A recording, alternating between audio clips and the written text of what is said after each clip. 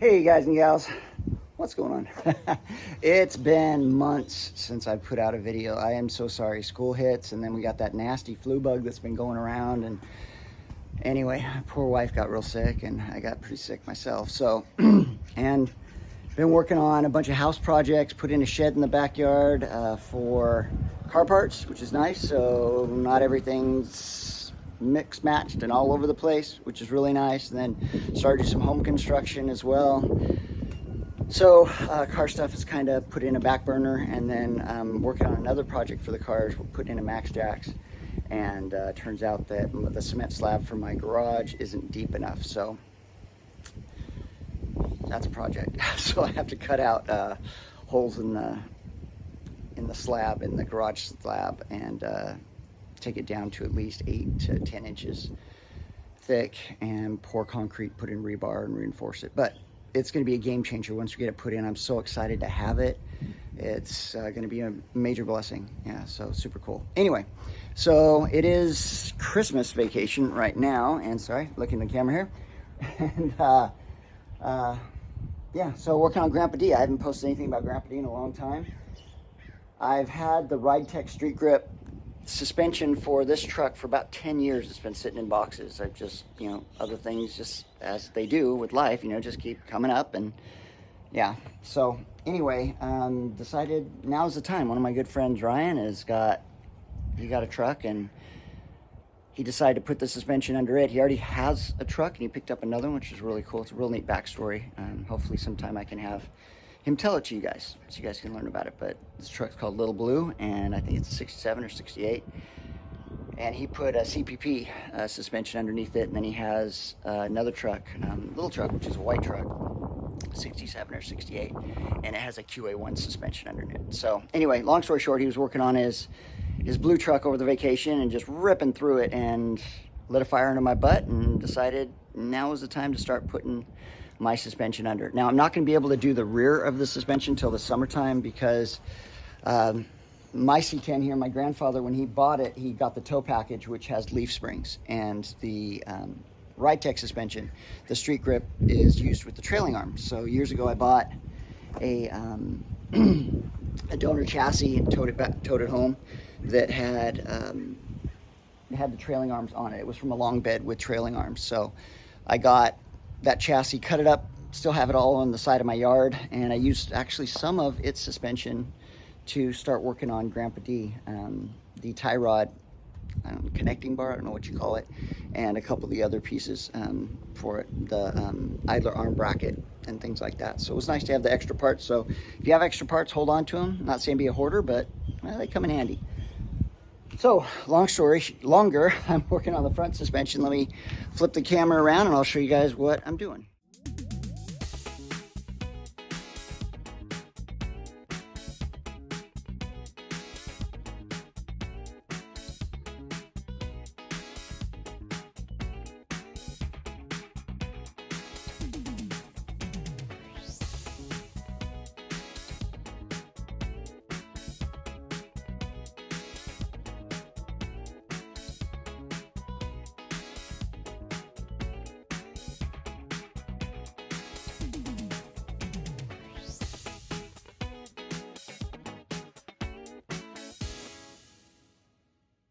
So I pulled out, this is the driver's side, and I pulled out the front,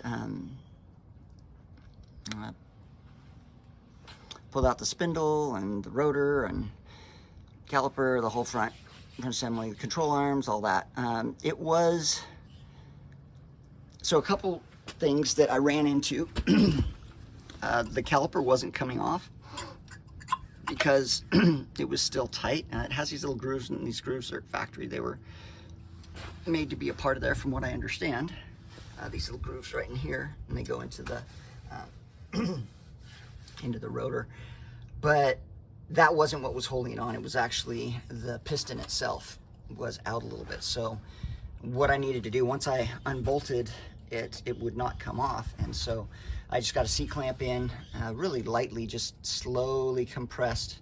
You want to be careful, you don't want to damage your piston, but I slowly compressed it, and then it popped right off. So that was the first little hurdle that I ran into.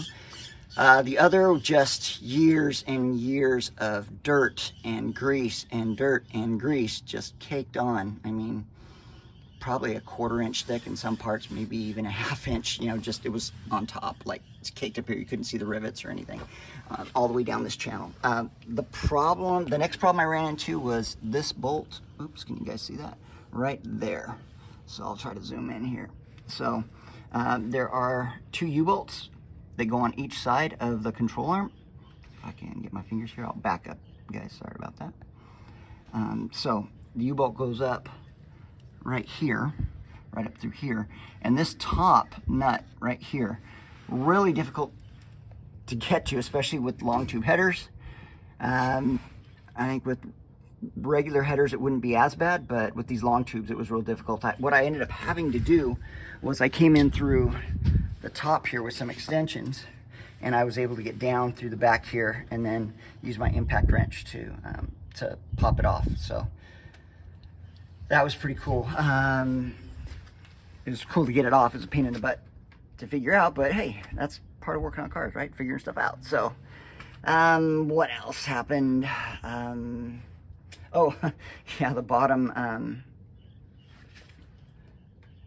of the the spindle, the ball joint just would not come off. I had to beat the heck out of it with a small sledgehammer, but it ended up popping off. I didn't have one of those little pickles or one of those little release tools. So anywho, that's where I am today. I'm going to be taking it off, and my buddy Ryan took the K member, or whatever you call this cross member right here, out and took it in to get it powder coated. And I think I'm going to do the same thing. It is so incredibly just caked with, who knows, everything. So just get it sandblasted, media blasted, and then take it in. I mean, this is what it looked like. So this is what the other side looked like. And you can't see how thick that is, guys. I mean, it's like, wow, crazy. Look how thick the mud is on there. Well, mud, dirt, grease, all the above. When you are doing this, and there's tons of YouTube videos that'll go over it, make sure you have a jack underneath, you know, so the spring doesn't come popping out and kill you. So just take your time and work on it and have fun. So yeah, so what I'm probably gonna do, like I said, is take out this K member. You can see there's oil coming here, and I think the bottom of the oil pan, jump under here, is leaking right here. You can see it pulled up right there. So if I get this bottom bracket out, then what I can do is I can get in, I can drop the oil pan, and I can put in a new oil pan gasket and put in the seal around the front there, and hopefully seal that up so it's not leaking any oil anymore.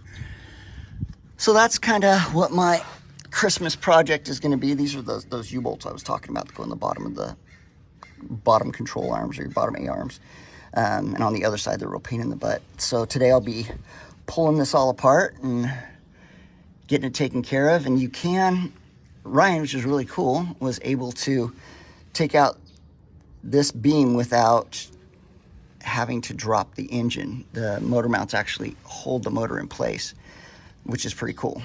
So that's the plan. Then everything else, I think I'll paint. This bracket right here for the original sway arm has to come off. Bridetech has a real beefy one that you put on. So grind these rivets, and then what I do is I just drill through the center of them, and grind them down pretty far, and then drill through the center, and then I just chisel them over, and they pop right out. The rivets pop right out. It takes a little while, but it's a little easier. My air hammer doesn't do as good a job as I've seen on videos and people, and I don't like to deform the hole that the rivet's coming out of. So yeah, so that's what's going on, guys, and I'll let you guys see as I move forward and get some progress. This is one of those things that kind of is tedious, is the carter pin. So getting this carter pin right back down in here, it's pushed in. The head of it, or the top of it, the circle part of it, is towards the outside, and the actual legs of it are on the back, which makes it difficult to get out, because since the legs are in the back and you want to push the legs to pull it out, it can be a real pain in the butt. So what I do is I get in, here's the little tools that I use here. The other thing I don't have out that I'm going to go get is I have some needle nose vice grips, and I'll get this little pick here and I'll pick all the dirt around it and then pick in here until I get it at least opened up so I can get in there, and I'll straighten out the legs and push them the best that I can out. Then what I'll do is I'll get a little tiny flat blade screwdriver and I'll put it in there and I'll pull it out a little bit. Then I'll get a little Phillips head and get it over into the shaft of the Phillips head and use the leverage of the sides of the bolt here itself, and then I'll pull it out, and then I'll get the larger Phillips head in there and then use the leverage to pull it out a little bit farther. And then what I'll do is either using these clamps right here, these, or the needle nose vice grips. Needle nose vice grips are the best, and then I'll clip it in there and I'll roll it and use the leverage by rolling, and it'll actually pull them out. So that's how I get the little carter pins out. They're a pain in the butt, especially when they've been on for this long and they're caked in grease and mud and hard to figure out. It just takes a little while, but if you take your time, at least for me thus far, it's been okay. Knock on wood. So all right, we'll see.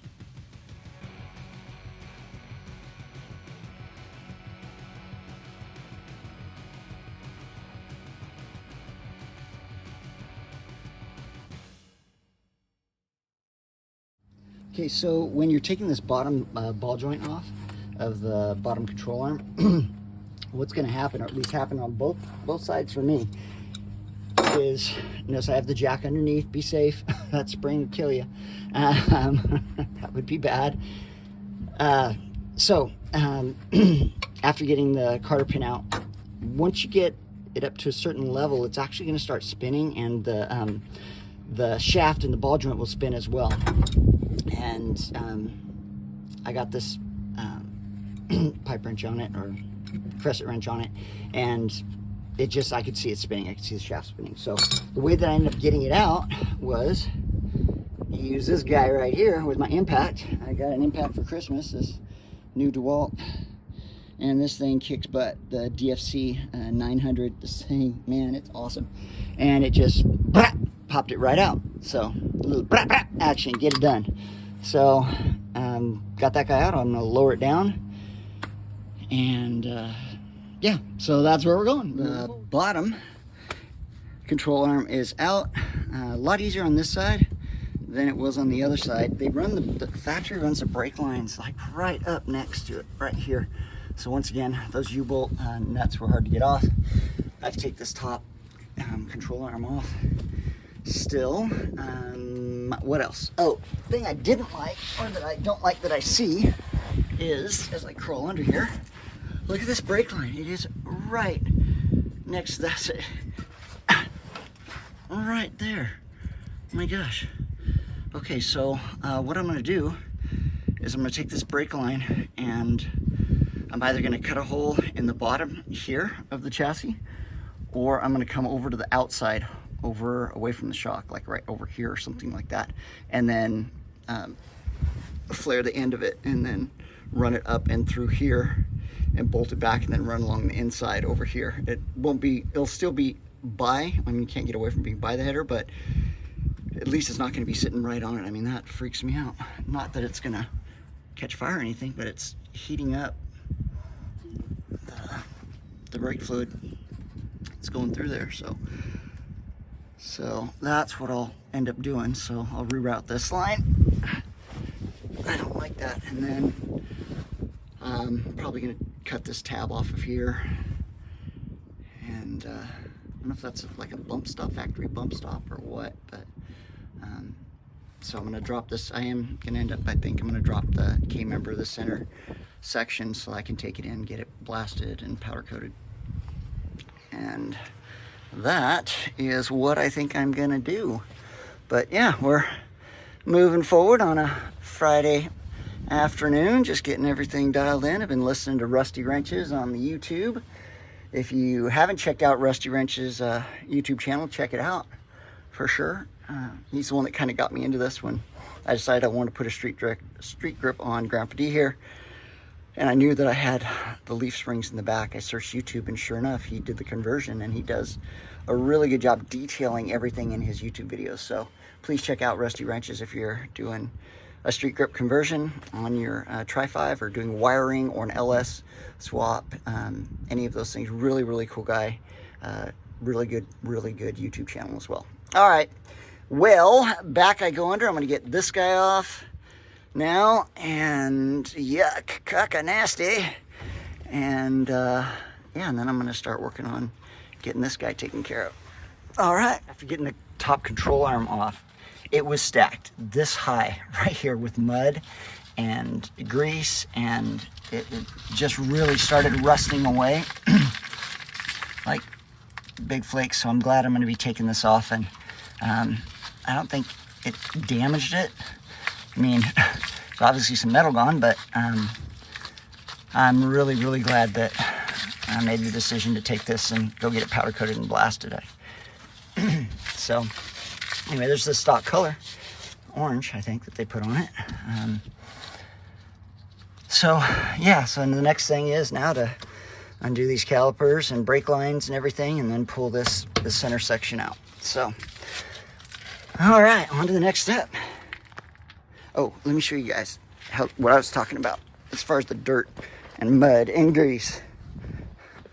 So this is the passenger side upper control arm.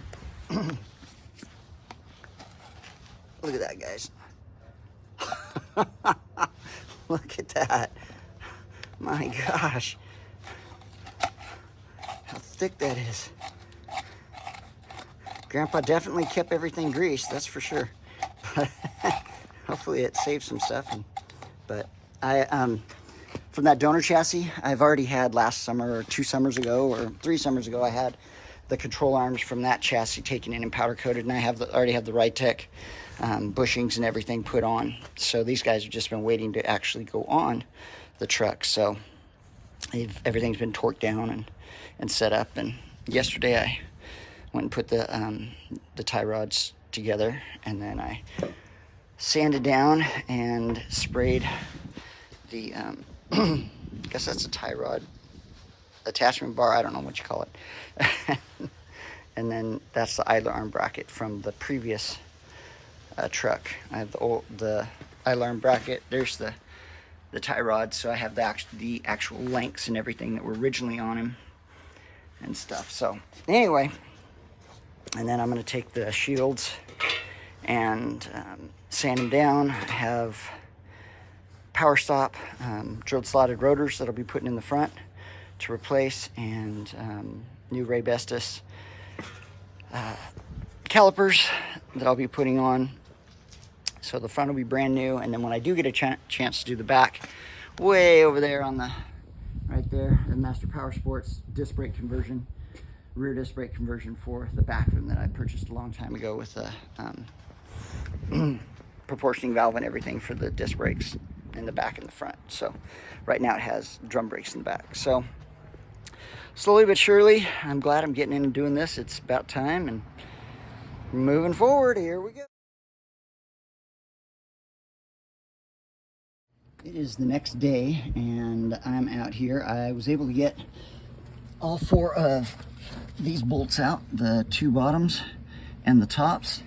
The bolts themselves are 5/8, and the nuts that go on the bolts, that's these 2 top ones right here, are, what is that, 11/16. So just so you know, now to get these bottom ones out on the other side, they were rusted. Really grateful for my new impact, man. This thing, this DeWalt DCF 900, this thing's got some crazy torque. But I had to pull the headers off. When I got the truck, it had long tube headers on it. Thankfully, my uncle and my cousin were building the engine, and they put the headers on. They used anti-seize on the bolts, so I didn't have any header bolts break off or snap off or anything. So that was really, I'm pretty excited about that. And yeah, so had to drop the long tube headers down, and then I was able to access everything in the back and got it all off. So now there are, I believe there's 3 You guys can see that there. There are 3 bolts that go in the bottom right here on each side, and then this whole bottom K-member should fall out. Along with there's 1 bolt for right here for the bottom of the motor mount. And then the motor mounts have 2 bolts up here at the top that are holding it in place. I'm gonna put in, my buddy Ryan showed me this when he was doing his. He let me borrow a piece of just a square angle iron, or angle tube, I guess, or whatever, piece of steel. Put it across, and I'll ratchet strap it on like he had done and just hold the engine in place. Well, I drop that down, and it's still going to be bolted. The motor mounts are still on. It's still attached to the frame with these 2 bolts right here. You guys can see those right there. And yeah, so there we go. We're getting nowhere fast. So got some more rain coming in pretty soon, so I'm going to try to get this caliper off and get this bottom K-member, crossbeam, whatever you want to call it, off today, if everything goes well. And then I can start degreasing it, getting it ready to head over to get powder coated. So cool. So here's that K-member, or front brace, or whatever you want to call it. So the 3 bolts that go up from the bottom, those are 3/4 socket. Let's see here.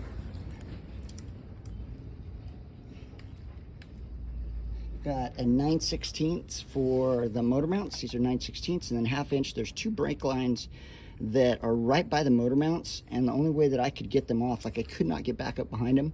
So once I'd loosened all the other bolts, I dropped it down, and it gave me enough clearance then past once the motor mount had come up to undo the brake. I don't know if it's this way for drum brakes or not. This car came factory discs in the front, so yeah, so that's how I was able to get those off.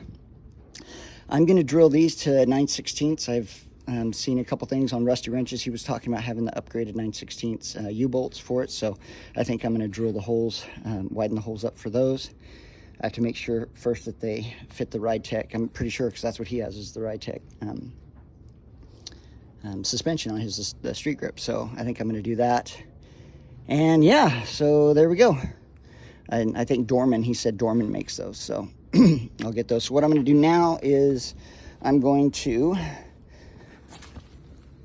for the bushings, for the Ride Tech bushings, you have to grind out a little piece right here. So I'm going to go in and grind this out and not gusset. And then this piece, it's really weird. So I was over at Ryan's, and I think his is 67 or 68. And on his K-member, this piece right here is this piece. In other words, the brake line on his attaches on the back side. So the older, I guess that's something they changed in maybe 1970 when they came out with these different, you know, the 70 to 72, was they moved the brake bracket to the front, and then this lip that they have here, they just left it on there. It just didn't cut into it. So I'm going to cut this thing off. There's no reason to have it there. And then this thing is this spike that sticks out of here. I'm going to level that off as well. Just smooth out a couple of things. And that's it pretty much, guys. So here's the other, where the brake lines. So the brake lines attach onto this cross member in 4 different places. There's 1, 2, and then 1, 2 on each side. And so now I'm going to go in and get rid of as much dirt as I possibly can, and grease. I don't want to take it real greasy to the powder coaters. I want to get it as clean as I can. Then they'll sandblast any paint or any residuals off of it, and then they could take care of it. So, all right, I'm pretty excited. Moving forward, it's looking good. So, I think I'd mentioned on the other video, I have my oil pan's leaking. So now that I've got this out of the way, I will go in. I use this brace. I was talking in the last video about that. So I'm going to go in and drop the oil pan and put in a new gasket and sealant on that. And then last night, when I was trying to get the long tube header off, I was trying to get the oil tube out. I guess there's 2 tubes. Well, the second tube wasn't happy, and I know it's a compression fitting, so I just tried wiggling it, and I guess I wiggled it too much and snapped it right off. So last night I spent a little time on YouTube trying to figure out how I'm going to get that out, and you just chisel part of the side of, it's because I know it's in there with just RTV or something like that. So I'll just get in there and chisel it and get it with my vice grips and rip the sucker out and then put in a new one. So ever onward, we're moving forward, guys, and then all this new stuff is going to go on. So pretty excited. See you on the next one.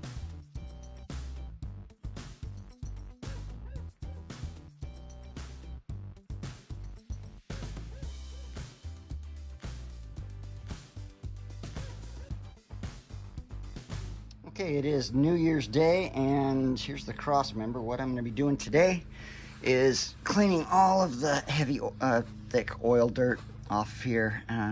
This part right here, where the control arm, the upper control arm mounts, pretty rusted. So I'm going to go in before it gets powder coated, and I'm going to go in with my Norton Blaze little roll-lock discs and grind that down, try to smooth it out so it looks a little better. I'm also going to remove, on this gusset, the RideTech instructions say that you have to remove a portion of this right here so that the bushing on the control arm, upper control arm, doesn't hit it or come in contact with it. And you can see right here, it's really interesting, you can see that the factory bushing was already digging into it over the years. So I don't know what was up with that. And then I'm going to cut off this little ear right here. This is from one of the earlier models of the C10s. They ran the brake lines through here. That's what I can think. So I was looking at my buddy's earlier chassis. Yeah. Anyway, and then I'm going to cut off these little ears right here. I don't really know what they're for. So yeah, I'll take those off there. Cut those guys down. I don't know if those are for bump stops, or maybe I won't cut those down. I don't know if those actually have a purpose. There's a reason that they put them there, but I might just round off the corner because that's pretty sharp right there. So cut off these tabs, clean it all up, pressure wash it, and get it ready to head to the powder coater. So that's what we're doing today. That's what it looks like. All right, all pressure washed off and got all the grime and dirt and nastiness off as much as I could. So what I'm going to be doing here is I'm going to grind down all of this just rusted portion right here. I actually had thought about putting some welds across this base, but then I actually looked at it once I got it stripped down. These plug welds they put in are pretty substantial. They did not want this coming apart, so I don't have to worry about that. What I'm also going to do, if you guys can see it right here, it's the factory bushing was wearing into this gusset right there. So RideTech says to cut it back, and that makes sense. So that's what I'll be doing. So I'll be putting that in here to cut that back, and then I'll also be grinding all this stuff down. So that's what I'll be working on. Okay, so got it all stripped down, cleaned off, went around and rounded all the edges. I decided to leave these little tabs just in case they were bump stops. I don't know, looked online for a little bit, couldn't find an answer, but just in case, I did take those little shark fins that were sticking out over there, and I rounded all the edges around it, tried to get as much of the rust off. There's some pretty deep pits in here, so I just cleaned off as much as I could, and then when they sandblast it, it'll get the rest of everything else off before they powder coat it.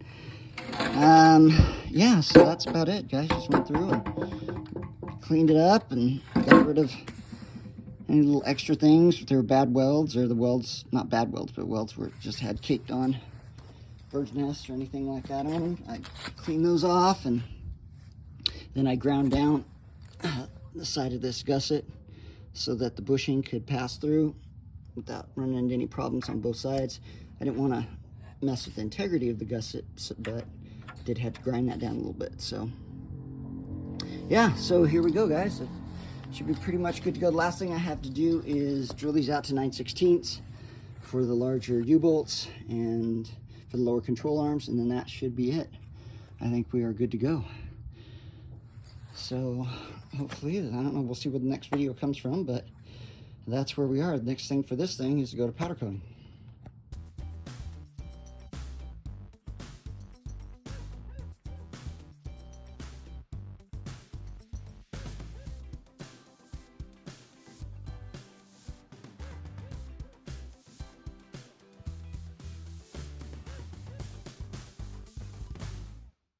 Hey guys, so this is the difference in size between the original U-bolts and the upgraded 9/16 U-bolts. So these are the original U-bolts that came out of 1972, probably 67 through 72. Front cross member for the control arms, lower control arms, and then this is what the newer, they came off of a square body, and they're the 9/16. To buy new ones, it's the Dorman, and you guys can see the number there. Part number is 13503. 13503. There you go, 13503, and it'll get you. There's two in a set. I forget the exact price of them, but I got them on Amazon, I believe. But yeah, so that's the difference between the original lower control arm U-bolts and the upgraded ones, which is a 9/16. So cool, just wanted to show you guys that.